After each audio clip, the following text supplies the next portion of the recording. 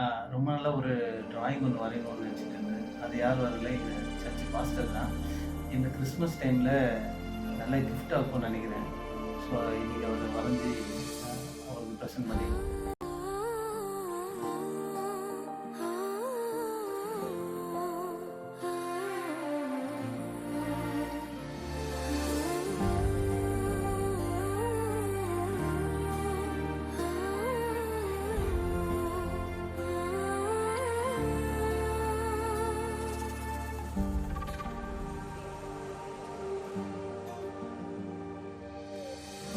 மீன்களை பிடித்தவன் மனுஷனை பிடிக்கவே மாற்றின இயேசு என் படகில் உண்டு.